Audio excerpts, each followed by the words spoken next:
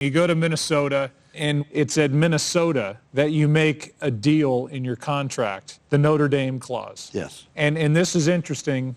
I guess, in essence, it had two parts. If you took them to a bowl, that's it. And if the Notre Dame job came open, yes, you could leave. They had to contact me. And here's the deal. Why did I think Notre Dame might hire me? Gene Corrigan was the new athletic director at Notre Dame. He was at Virginia. He tried to hire me 3 different times. And my feeling was if we turned Minnesota around, and he tried to hire me before, why would he not think I was the best job? And so the only fair thing was Minnesota had to accept a bowl bid first. The logic being if I took a program here, we took it up here and went to a bowl game, that means that we're pretty good. Then you get somebody else to take it the rest of the way. But if we didn't accept a bowl bid, I was not free to go. We played Iowa our last game of the year and get the bowl bid. I said to Paul Gill, you know, what happens? He said, I think it's more important to the program. The following Monday, Notre Dame calls me about being the head coach. The Monday after we accept a bowl bid. You grew up as a child around a radio listening to Notre Dame football. I can't imagine for a young boy in your home listening to those games, marching out to recess to the Notre Dame song, the fight song, what it was like as the head football coach at Notre Dame. When they called me, they said to me, before you accept a job at Notre Dame, I want you to understand there are certain things at Notre Dame are not negotiable. Don't think you're going to come to Notre Dame and change them. Understand this is Notre Dame. We don't take red shirts. We don't take transfers. We don't have an athletic dorm or training table. We're going to play the most difficult schedule we can find. We expect to win. We have high academic standards. We aren't going to lower them. And he said, we don't have good football facilities. We don't want to improve because we don't want somebody to come here because of our weight room. We want them to come because of our chemistry department. These things are not negotiable. And the other thing, we have a policy, the head football coach at Notre Dame is not allowed to make more than the president of Notre Dame.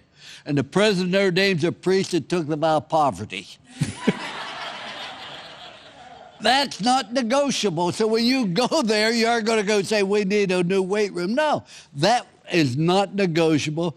And you go there, but you understand. And I never looked and said, wow, I'm at Notre Dame. What I felt was important. You understand that the other coach had just gotten fired. And I didn't want that on my record at Notre Dame. So I was worried about winning. I wasn't worried about, wow, this is the achievement. I'm the head coach at Notre Dame. No, getting there is nice, but getting successful there is more important. But the fact is, it's a responsibility that you have to build Notre Dame. The football team should reflect the values of Notre Dame University. We ought to play intelligently. We ought to play together. We ought to play a sport. But we ought to play with a great commitment to excellence. So this team that you took over after '85 was down. How did you change the culture when you got to Notre Dame? First of all, we had talent at Notre Dame my first year, but they didn't know how to win or didn't expect to win. But we had good talent there. It wasn't that we're losing because of lack of talent. 2 things you do. You give people something they can do and demand they do it. That's number 1. I may not expect you to reach out and block an All-American defensive tackle when we run outside. Hey, you can't do that. But you can block down on a man. He may be great, but you can block down. I'm going to give you an angle, and doggone it, I expect that to be done. So I'm going to give you something to do. I'm going to demand that you do it to the best of your ability. And the only other thing that convinced, we rely on one another. It all comes down to teamwork. You took the names off the back of the players' jerseys. Well, they have ND on it. There's nothing more important.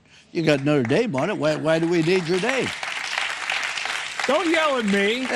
Don't yell at me. This game isn't about you. It's about us. It's about us as a team. And we represent the University of Notre Dame, not you. If you want your name on it, then you go to that school that's losing. It's just like we would run the stadium steps and the players complain, these steps too big. We'll go to a smaller school. You come to the big time, you're going to have big time steps. That's all part of it. I'm anxious to ask you about you being a smaller guy standing up in front of these big behemoth men with the lisp thinking, how am I going to get them to follow me?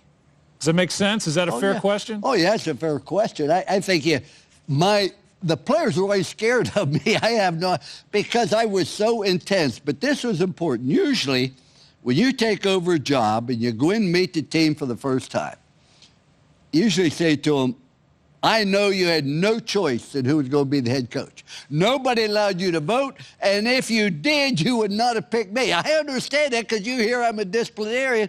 I've never disciplined anybody in my life. But you would have never picked me. I understand that. But I want you to understand one thing. I had a choice. I had a good job. I didn't need to move my family.